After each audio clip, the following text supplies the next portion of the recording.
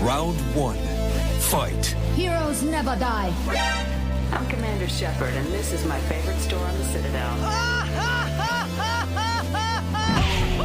I used to be an adventurer like you. Then I took an arrow in the knee. Power, sex, power. They both come down to one thing.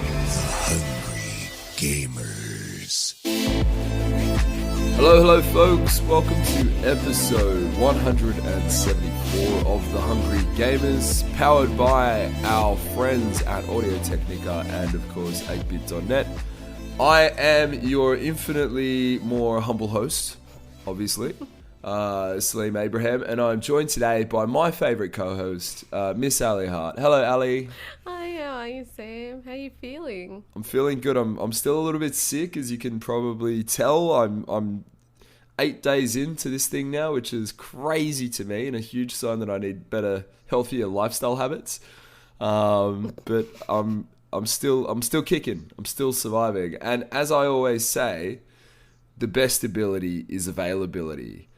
And I can't see my friend Brendan here anywhere. I'm not sure what that's about, but you need more availability, Brendan. That's what I always say. Jeez, full circle. Yeah, you like that little dig? I listen to the episodes I'm not on. It's with us three. It's very smart to listen to the episode you're not on, because chances are there's a lot of shit talking. Yeah, the good thing is I think we always get it like done in the first minute. It's always the thing we get to first. Is just the shot across the bow. Anyway, no, Brendan, of course. Brendan's not with us today because he is, in fact, in Melbourne, celebrating Mr. Jack Cruz's 30th birthday. Long time friend, part of the 8-Bit family. We love you, Jackie boy. Happy birthday. And we wish you nothing but happiness and joy for the rest of your days. I feel like that sounded more like a funeral thing. The rest of your days. Funeral mixed with wedding, yeah. Yeah. Either way, enjoy it, mate. Have a cracker. Have a rum and coke for me. Yeah. Enjoy. Ali, how's things over in sunny SoCal? Not so sunny. We finally got some rain, which I'm so happy about. I've missed the rain so much. I love rainy weather. It's great. It is good. It's great indoor weather. Yeah, exactly. You get cozy, you just, you watch some videos, or you go and play some video games, and you eat some hearty food and have a hot coffee or hot chocolate. It's great. It's awesome. But it was essentially the first thing that I was told, it doesn't really rain much in especially Southern California, right? And I'm like, do you mean not a lot? But it's slowly changing. It's raining a bit more. Thank you, global warming? Maybe? I don't know how to help you with that one. Throw me a line. Well, we could definitely use it here at the moment. This whole country, it seems like this week was set on fire. It's unbelievable. Very sad. There's just about a fire in every bloody state. Or a bunch of fires in every state. I actually had a day trip yesterday to Brisbane from Sydney, which was horrendous when you've got this kind of loogie and you're breathing in the circulated air and all that. But going out of Sydney and into Sydney, you couldn't see a thing. You could not see a thing as the plane was going up because of all the smoke. And when you got above the cloud line, you could see that it just spread, literally couldn't see the end of it in any direction. Through the little plane window. It was sad. It was just sad more than anything. That's the thing, is that it's gone beyond that state of because being Australian and with bushfires, you have a sense of familiarity. We know there's bushfire season. It's a thing. Yeah, exactly. Yeah. You're used to that, but then just seeing it on this level and it getting worse, and just it's more sad. I'm seeing a lot of videos of the wildlife getting affected by it as well, and it's just makes me so sad. But also people's families that are just being devastated. I'm hearing all the political stuff as well, all the bullshit that comes through from that as well, which I won't bring up because it's just, as I said, stupid. But yeah, it's not good. If you're at all even remotely near a fire, don't save your stuff, forget your stuff. I think Brendan said it well last week. You can always get more stuff. Just get yourself out of there. Make sure you and your loved ones are safe.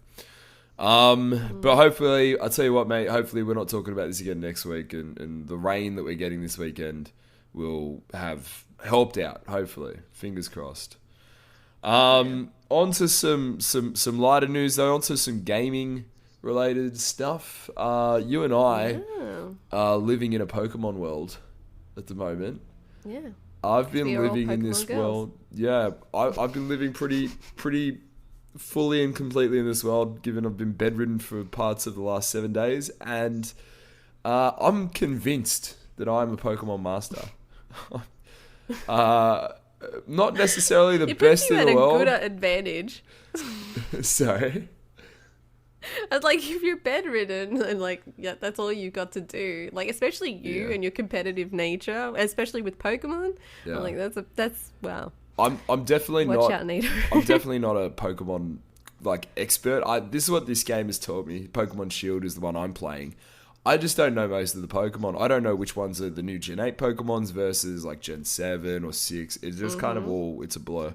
But yeah, I was definitely all guns blazing on this. And I know you've been playing Pokemon Sword as well. I'm loving this game. I really have had a lot of fun with this game.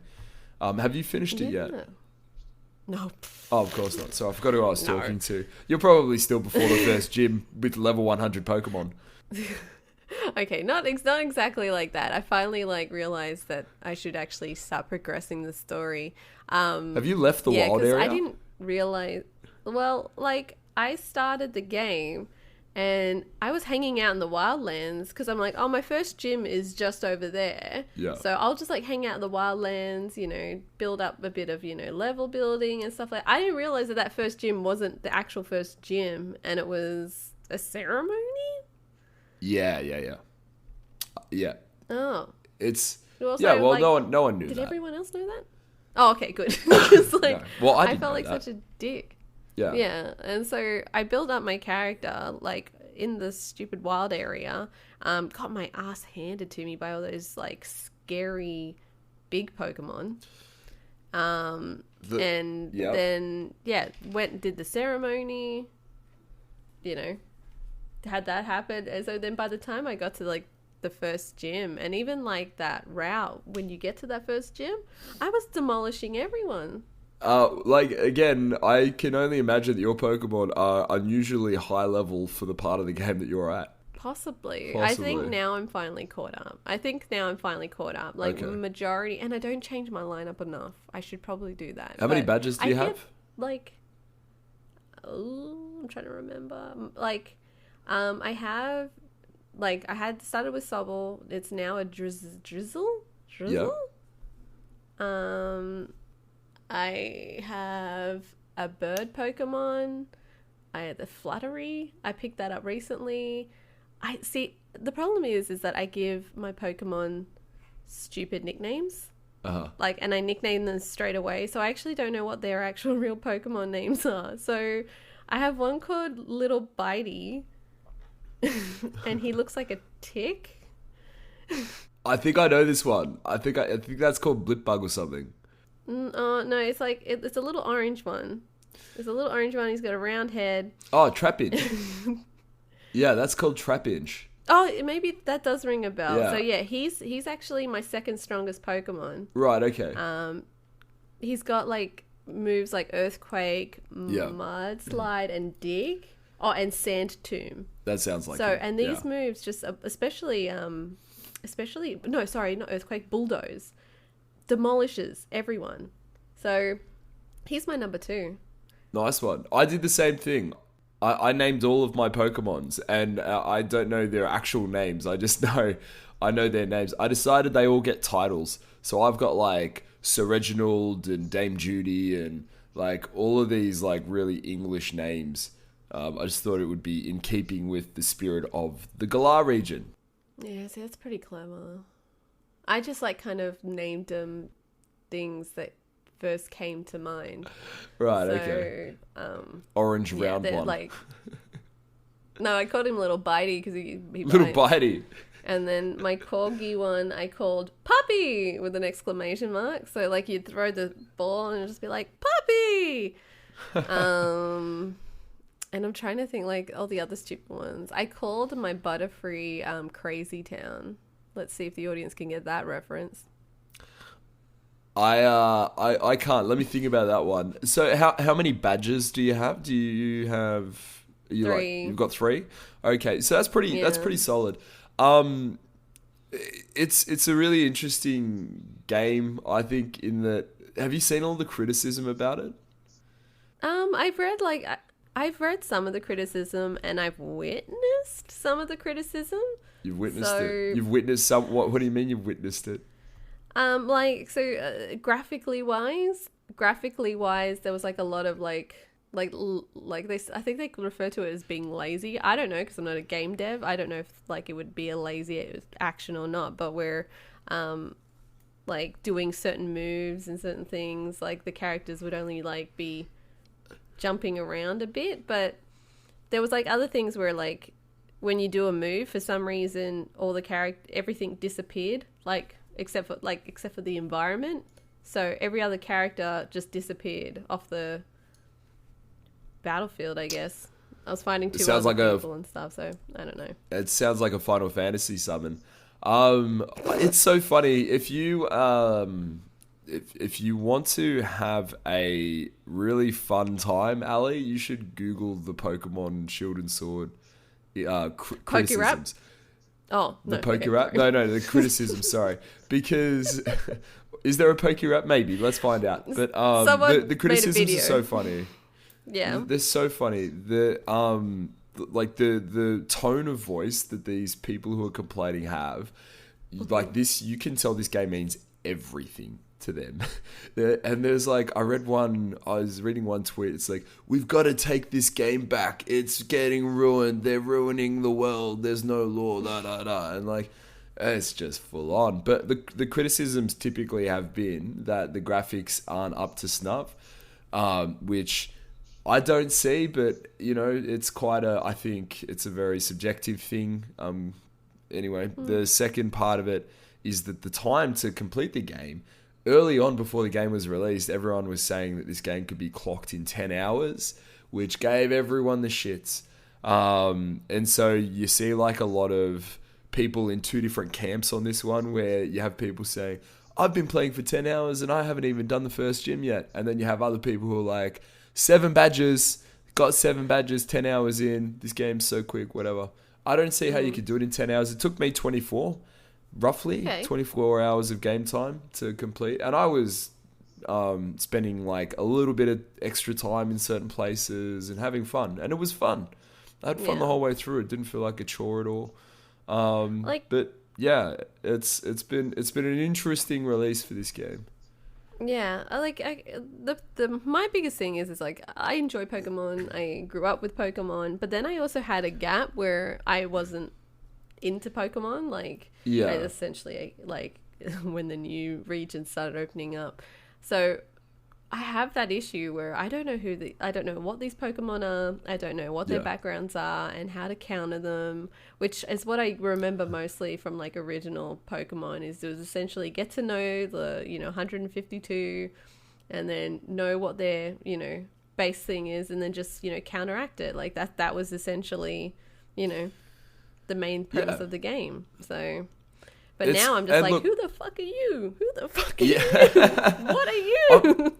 I'm very much in the same boat, and I think that has been helpful for players like us in that coming back, because I missed one other really big problem that other people had with this game, which is that it doesn't have all the Pokemon in it. It only has a rough.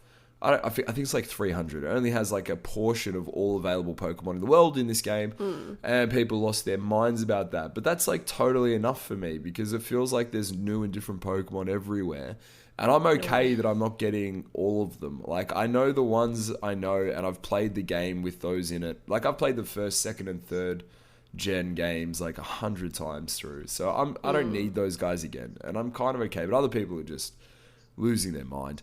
Yeah. There's a level of attachment to certain characters. I have my attachments, and you probably have some that you enjoy.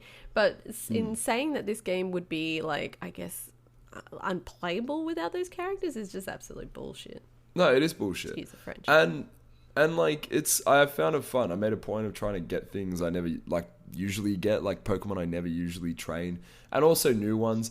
I tell you what, I don't care for. I don't care for the grass monkey starter. Again, I'm sorry because I named it Sir Reginald. They don't know its actual name, but its fully evolved form looks like really douchey.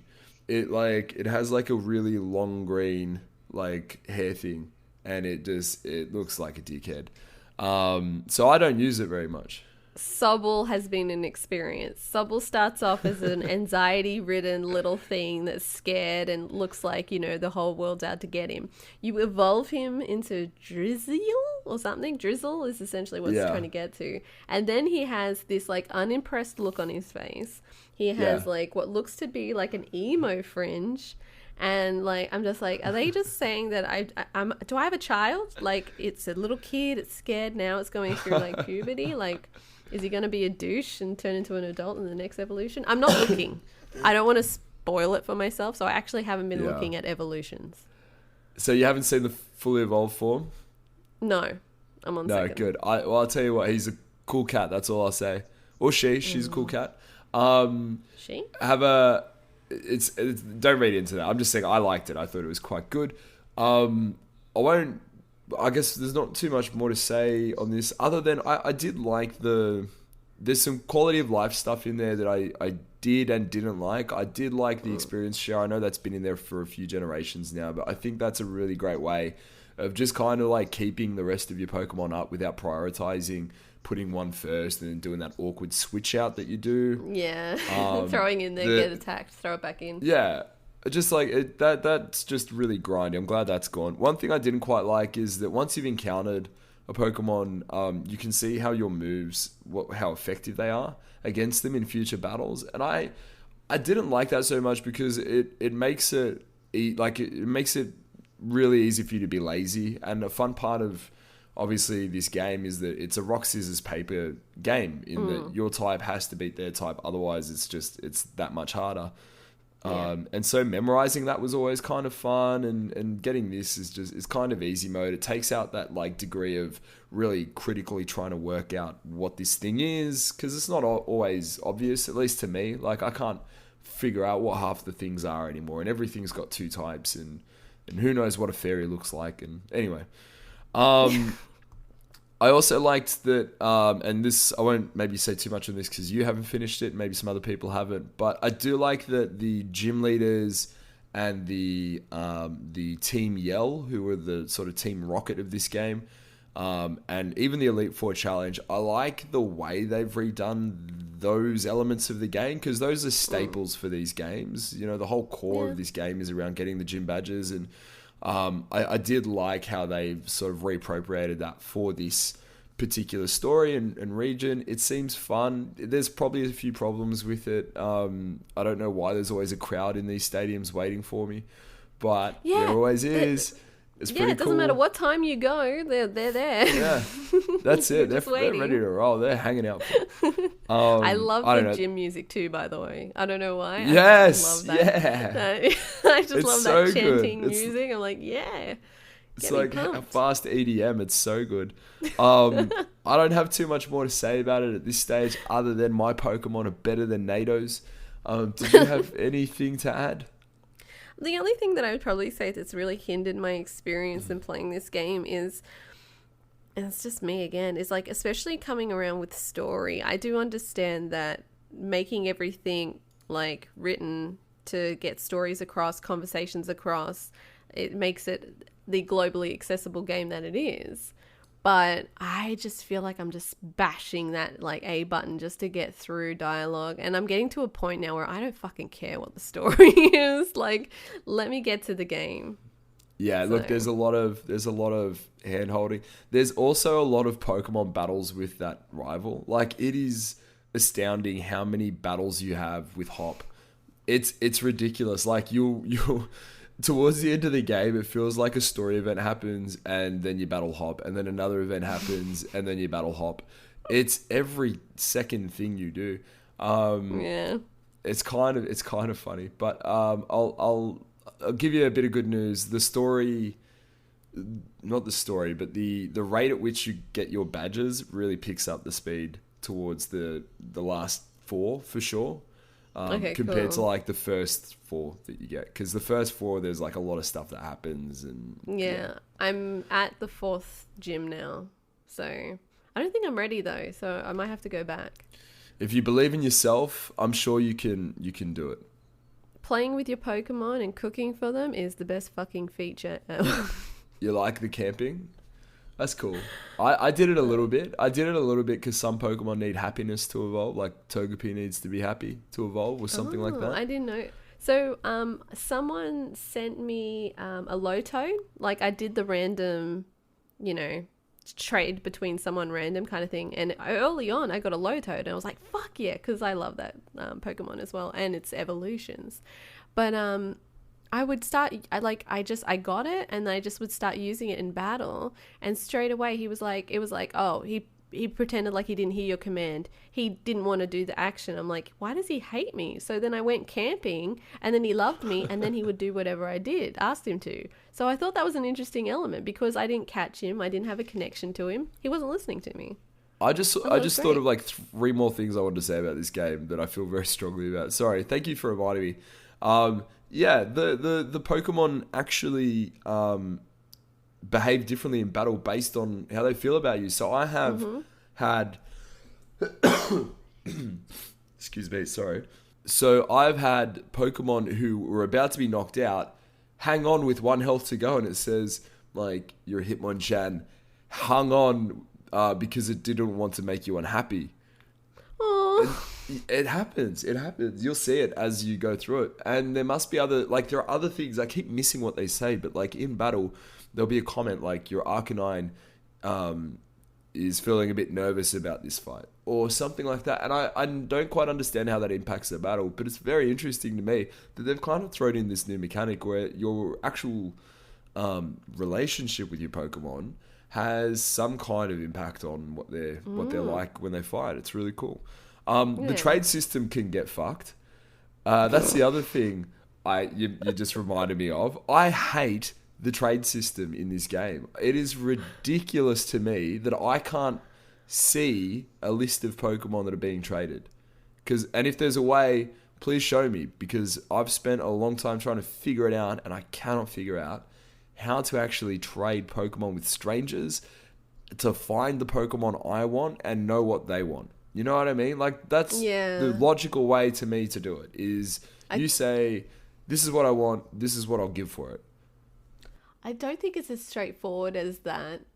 But like, there is that panel where it's like you connect to the internet and it broadcasts certain things, like so-and-so wants to trade, so-and-so wants to give their league badge. But it doesn't ever let you specify Pokemon. Yeah, I don't think it actually specifies Pokemon. Which is so, I don't know, it seems so frustrating to me. But on the plus side, the game actually makes Pokemon like Gengar and Machamp, Pokemon that you need to trade to evolve, catchable. So I thought that was a nice touch. Any more Pokemon stuff? I'm trying to think if there was anything else about Pokemon that I wanted to mention, but I think that's the majority of it. I'm enjoying it, but I'm not addicted, is what I'm going to say. You're not addicted. Okay, we'll see. You will see. I'll see you at the Pokemon Methadone Clinic in no time. Just hanging out for some rare candy. All right, well, we will move on into the news in just a moment. A little bit of housekeeping, though. You can go to patreon.com/we-are8bit to support the 8-Bit Nation, which we are very, very much a part of.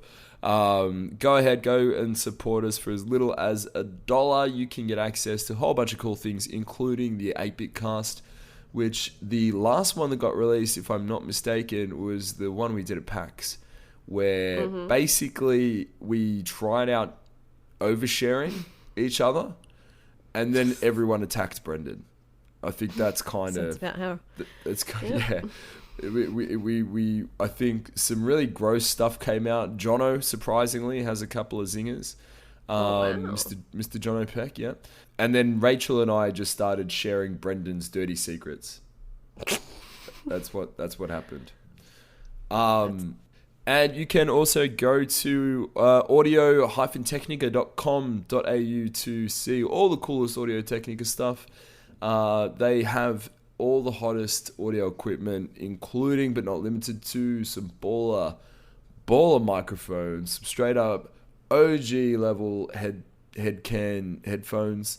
They even do DJ decks. They even do speakers. They will even do your taxes. Go to audio-technica.com.au to go and see all the coolest audio equipment.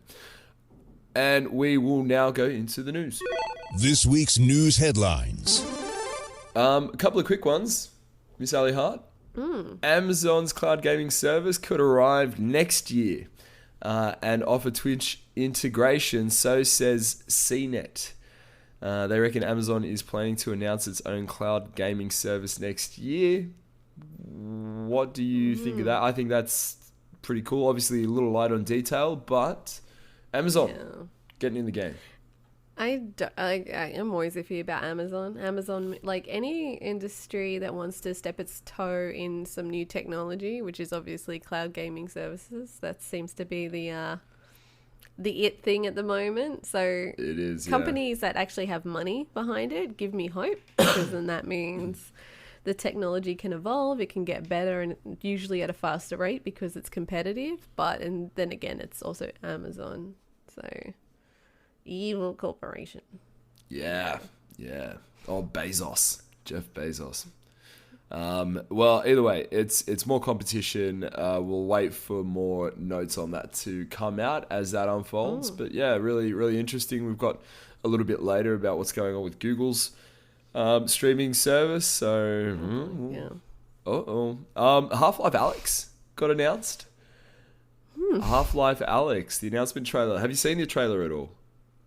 I've only seen like a little bit. I actually have no interest because I've never played a Half-Life game. I know, take away my gamer card. So I think my friend's dad used to play it. Right, really? One of your friend's dads? Yeah, that kind of sounds appropriate to me for some reason. It seems like a game to me. Half-Life's always seemed like a game to me that like it was right for people about 10 to 15 years older than us, I think, when it came out. But I've played it. I've finished it way back when. I actually took days off school to do it, which is it was some of my early truanting experiences to play video games, which I'm always proud to talk about. The meme about Half-Life has always been, the E3 meme has always been, when's Half-Life 3 getting announced? And this is it. This is a VR title, which I thought was an interesting move. Obviously, not everyone has a VR headset, and so this becomes a little bit less accessible, but still, it looks like a fantastic game from what we see in the trailer. I liked it. It's a scary game. It's just reminded me, I wasn't necessarily terrified of the game when I played it, but looking at this trailer, it's kind of got those face hugger things that aren't quite face huggers, but still just leap at you and go for your face. Yeah, they look like little like mites, right? Like little skin mites. Yeah. From what I remember. I should play Half-Life again, I think, because I forget the story. It's something about aliens. You're a scientist and the aliens. That's it. That's all I've got. But how much do you need? How much do you really need? Some good news as well for Half-Life fans. One of the designers in a conversation with PC Gamer said that there would be more games to come. He expanded on his experience developing this game and said that they came up with some really interesting avenues that they wanted to go down and take this whole world down. And so that sounds really cool to me. Half-Life fans, it's been a good week for you. Watch out, it could be another butchered franchise. Could be another butchered franchise. You never know. It comes out in March 2020. Sorry, I forgot to throw that in there. Yeah, it's coming out soon. So we'll hear pretty soon about how it went. No doubt no doubt there'll be some pissed off gamers somewhere in the world because it didn't do X, Y, and Z. But let's wait till March to hear from them. RE3 remake is in development. Resident Evil 3 remake is in development. So no doubt Brendan is rock hard right now thinking about what that could possibly look like. As are all of the Resident Evil fans out there. Congratulations to all of you. You're getting another remake. Yeah, I never played this game, so I can't really speak to how good or bad it is. Yeah, I'm trying to think which one it is. Like, I think I only started playing maybe after 4. I think 4 onwards is when I actually got involved with Resident Evil. So I started playing with 5, and 5 was the one that was set in a part of Africa. yeah. And so you're literally just mowing down African people. And I was just like, what the fuck is this game about? This is messed up. Yeah. And I also, don't it wasn't a remember the good story. game. Yeah. It wasn't. I don't remember the story. It wasn't a good game. I only played it because it had co-op. RE5? Yeah, it had co-op. It did, yeah. Yeah. And weird boss battles that I just didn't like. Okay, so moving on to some more media topics. The Pokemon Shield and Sword. I keep getting those twisted. I keep wanting to say like Sword. Sword. Pokemon Sword and Shield had the best-selling launch of the series. They have sold more than 6 million units between the two versions of the game worldwide. As at the time of recording, 2 million of those were in the US within the first 2 days, which has made it the highest-grossing Pokemon launch yet. Apparently, as well as the 8th best-selling Switch game at the moment. If you treat both as a single title. Yeah. I can't name 9 Switch games, so I think that's like I know there's more than 8, obviously. yeah. But I can't think of like bangers. Like it's like Mario Kart. It's Mario Kart was Super the first one Mario you thought. Maker. Yeah, Mario Kart, Mario Maker, Smash Brothers, Smash Brothers, Breath of the Wild. Wild. Mario Maker 2, Luigi's Mansion is coming out. I still have to play that. The paper one. Yeah. Untitled Goose Game's on there. Oh, there you go. There's your top selling one. Diablo's on there. Damn right it is. Anyway, this isn't about me naming Switch games. It's good to see this game selling really well in spite of all the criticism. Take that, haters. Yeah. No, it's good. Like, it's good to see that sometimes people are able to kind of make their own opinions, regardless of what maybe a small majority, a very loud majority, try to convince them otherwise. So people obviously decided that they were happy to try it out for themselves and obviously enjoy it. Try it out. Exactly right. Exactly right now. right. I think you got that reference. Yeah. Yeah. No one else, I think, will get this, but we got it. And that's all that matters. So we were talking a moment ago about Amazon's streaming service. Well, let's talk about Google's streaming service. Google Stadia has had a tumultuous launch. Sean Hollister at The Verge reports that people can finally people can finally access Google Stadia. They've finally got their access codes 2 days after launch. So Google has tweeted out that it finally delivered the access codes to everyone who purchased the $130 Stadia Founders Edition. Some of those people, unfortunately, sitting around with useless gamepads just waiting for those codes to come through. Nothing like being a founder and being late. Yeah, shat the bed for those early adopters, unfortunately. Google's shat the bed there. But people can play it, and people are starting to play it, and we're getting some more reviews coming out from other sources. You found some good ones here, Ali. So Chris Carter at Destructoid talks about, in spite of there being a really shitty launch, he says the ultimate benefit of Stadia is that playing something in bed on a phone or on TV like a console, then on the go with a laptop. For him, it's a super convenient option to play games. He really digs the put the game to sleep, pick it up whenever you want vibe that the Switch does so well. And I agree with that. I that's something. I mean, I'm obviously a bit new to the Switch. It's fantastic. I love that I can literally put it down, pick it up, hit a button 3 times, and I'm right back into the game where I left off. Yeah. Doesn't matter where I'm up to. And it's also something I really enjoyed about playing Final Fantasy on my phone. I've talked about that a little bit in recent months. I've played a couple of titles now on the mobile, and I love that it's just so accessible. Yeah. So I can totally understand what old Chris Carter's talking about there. Yeah. Where are you on the Stadia thing? Because you can actually get in on this. I could, yeah, and I was, and then we backed out. The whole idea is great. Like, I think we all can agree that the idea of being able to play a game on your PC and then, you have to go somewhere, like you have to go to uni or you have to go to work, and then you're on your lunch break. Oh, good, I can pick up my game from here while I'm on lunch. Like, that whole concept, I think we all really enjoyed that idea. But I think that the whole, like the main reason why cancelled our order was because the data it takes to actually stream and play these games is massive, and we would go over our data cap instantly, like just trying to play one game. So that it just doesn't work for us. So there are areas, I know in America, where people have fast internet speeds and also unlimited, uncapped plans, so they would benefit from it. But with people that actually have, like, limits, you wouldn't be able to get the full benefit from it. So Yeah.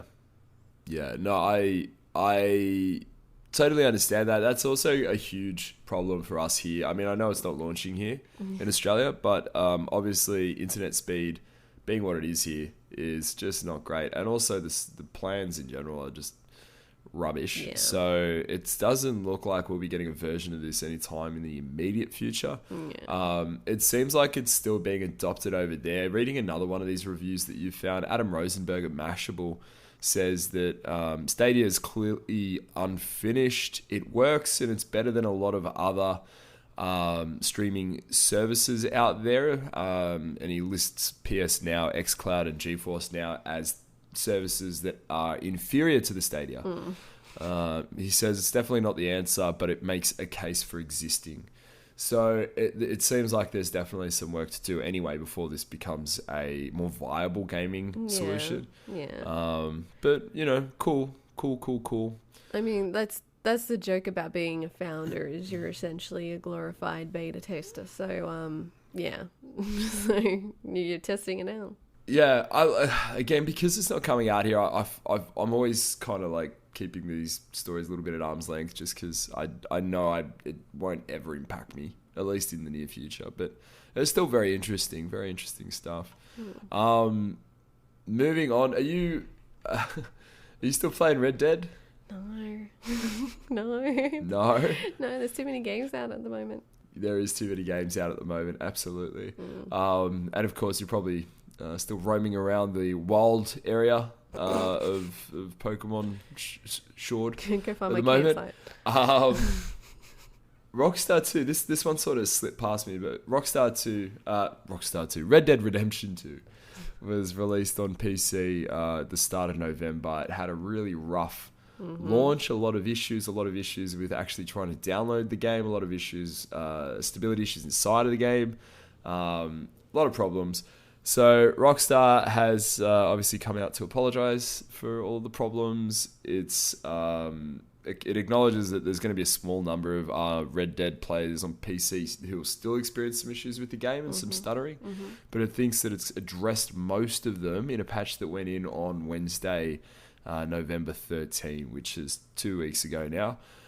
As an apology, though, everyone... this upcoming Wednesday? Oh... November 13. Oh no, yeah, it's past.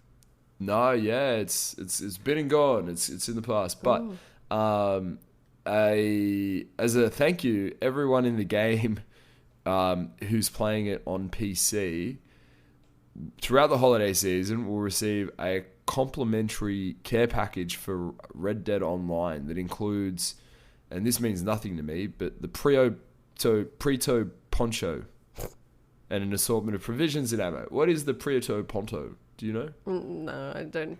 Poncho. I've been out of this game for a while, but I assume it's probably something quite fashionable. I think it's more the provisions and ammos that people would probably be more interested in. For sure. It's Poncho. Very Rockstar to apologize and use like in-game items to say sorry. Mate, this might be a shock to you. Yeah. But the Prieto Poncho is a poncho. Oh, really? Is that it? I've never felt so dumb in my life. There you go. Of course it's a poncho. It's called the Prieto Poncho. Okay, I thought you were joking. I'm like, well, it's clearly a poncho, but I just don't know what makes it special. No, it's a poncho, and it makes you fly. I don't know. So anyway, if you got the game on PC, Valve, Rockstar have done a really, really good make good here, and they're sending some really good things your way. Pretty good turnaround, I think, to get this all fixed up in 8 days. Still not a great launch experience, but Yeah, it's No Man's Sky. Oof. I love bringing up that one. Although they're doing great now. I think this kind of falls down the whole... First of all, they decided to release it at the start of the month. And from what I remember, it was a pretty high flux of like new games coming out. So it's pretty ballsy to kind of drop a game that's already been out and then putting it onto obviously I was going to say superior system like PC. But and then for it to fail and like... Well, not fail, but like have very, very like issues enough that it got out that a lot of people it deterred me from even considering installing the game. And I know Benny was really interested in playing it, and he asked, and I said, look, I'm not going to jump on it if people are having issues with it. Like, I've got other things that I can play and I need to play, so I'm not going to install a broken game. Well, not broken game, but so it deterred us. Right, yeah, and rightly so. But at least it's fixed now. You can jump in. Hopefully it's fixed now. You'll find out if you do buy it. Yeah.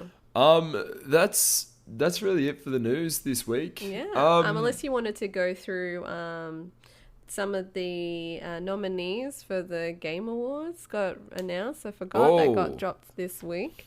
We absolutely can do that. There was a few surprises from what I remember. The Game of the Year category, for me personally, is very unique, and I'm gonna say questionable because it's very close-minded for me to be like, why is that there? Especially if one of the games I actually haven't played. Like Death Stranding made it because of course it would have. Super Smash was a surprise. Yeah. I'm looking at it now. So I haven't actually seen a great deal about this. Game of the Year, RE2. Yes, another surprising Really? one. Yeah. Resident Evil 2 is a Game of the Year contender, is it? Okay. You put that next to Sekiro. Okay. Cool. And how is... It's crazy to see Super Smash Bros. Ultimate in there. Yeah. I thought it was outside of the window, but I must be wrong. Yeah. Oh no. Someone said it was like start of the year it came out. It must have been really early.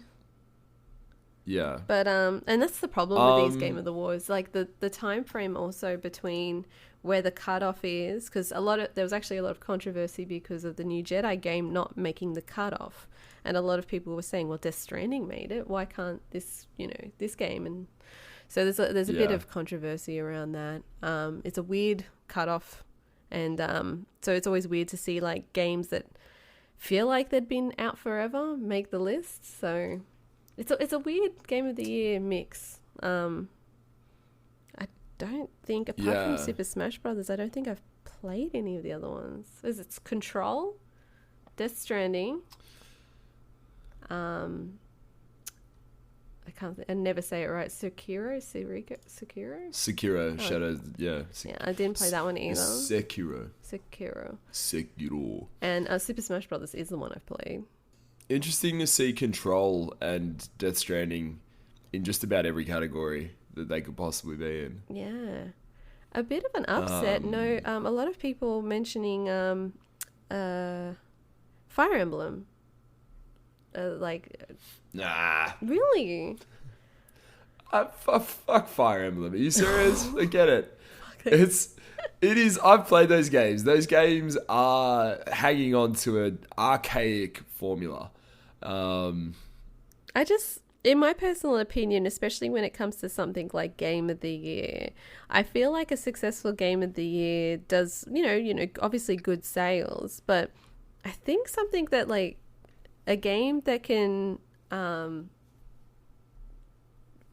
translate to people that they don't normally play it. And I know a lot of people that never have played a game like Fire Emblem actually ended up picking it up and really enjoying it. So a lot of people love the game. A lot of people love the story. And I know it was really well received. So I thought it could have been a contender because, I don't know, I felt like it picked up a lot of new players and it really, broadened its player base, which I thought would make it, a contender, maybe. I don't know. Like, Persona got Game of the Year, nominated, didn't it? It did, right?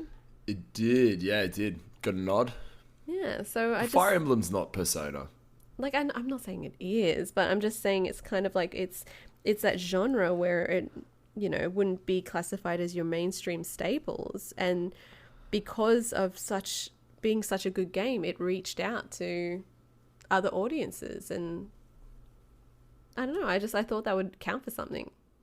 The family titles are all Nintendo. The family game, they're all Nintendo games. That makes sense. And that's interesting. Yeah. It's cool. Yeah, there's really nothing on PlayStation. I'm trying to think now. What's a good family game on PlayStation? Senran Kagura. I feel like it's actually and I don't like saying this, it's pretty rude, but I actually feel like the Game Awards is a bit this year is a bit kind of eh. They're just phoning it in, you think?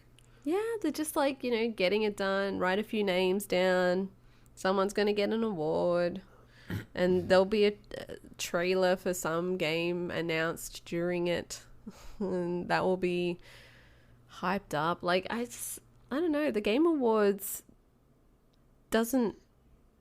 I remember watching the first two, since they kind of established it, but it's been getting kind of do I care? I don't know. Do people care? Are people really passionate about it?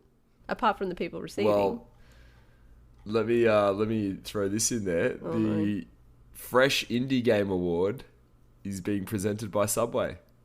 Oh no! Do you get it? Do you get why it's the Fresh Indie Award? Oh God! That just seems gross, doesn't it? They should have. Subway should have done Streamer of the Year because they're all about subs. That's pretty good. I'll. That's equally as disgusting a pun and a thing to do as what they've just done there. So I'm all for that. Yeah. It's interesting to see Resident Evil 2 nominated so much. Yeah. All right. Well, either way, the Game Awards, they're out. We could keep talking all day about all of this, I guess. Yeah. I mean, we'll find out. We'll hear the results. But I feel like it's going to be a lot of Death Stranding. We're going to get a lot of Death Stranding, and then there'll just be a few things scattered here and there. But for me personally, yeah, it's a bit lackluster. Don't really have any. It's hard to it's hard after last year where you had Red Dead 2 versus God of War.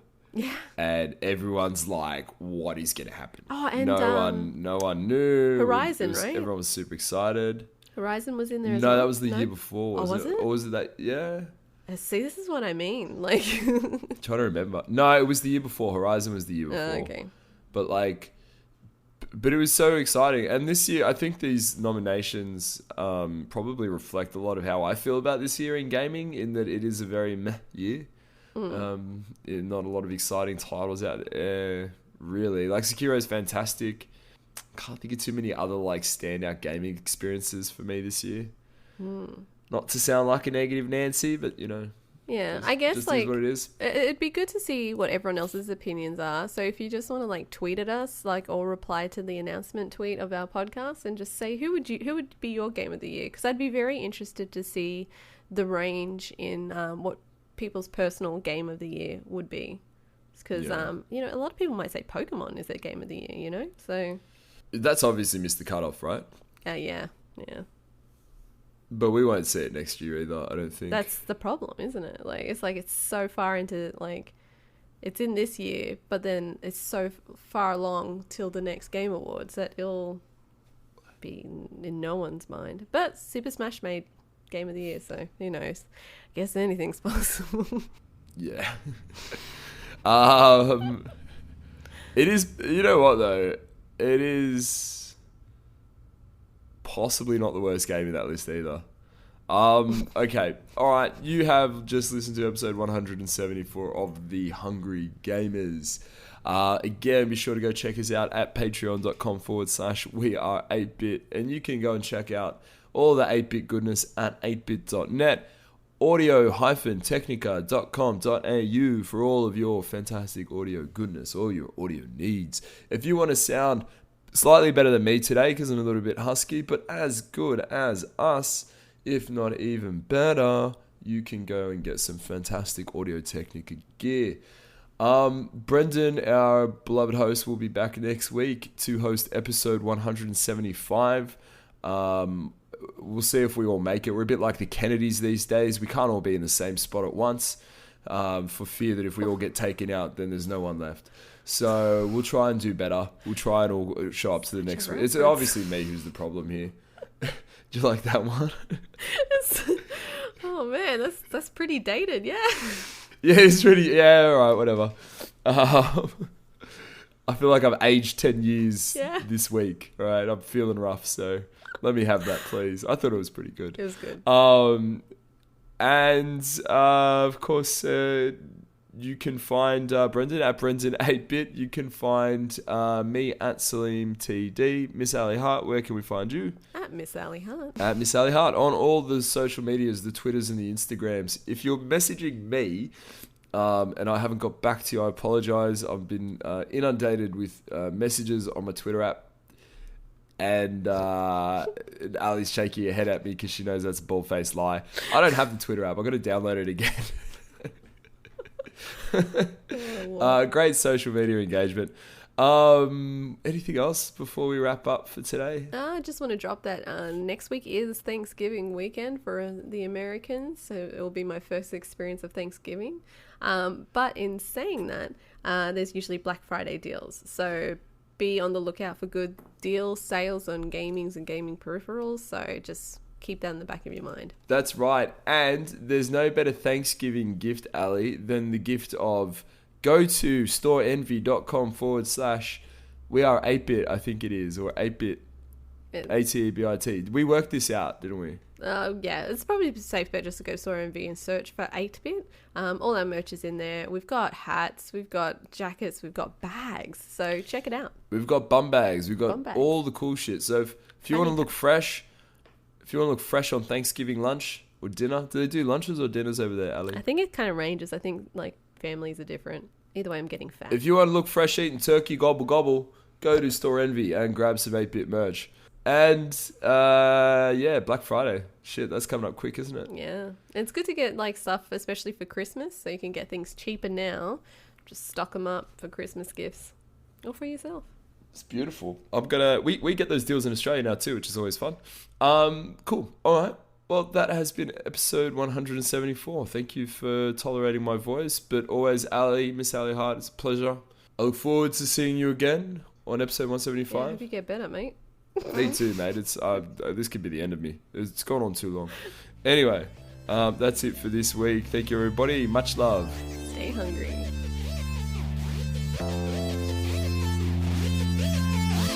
You've been listening to The Hungry Gamers, one of many gaming and geek culture related podcasts from the 8-Bit Collective over on 8bit.net. Check out more episodes on your podcast service of choice. And while you're there, please be sure to rate and subscribe.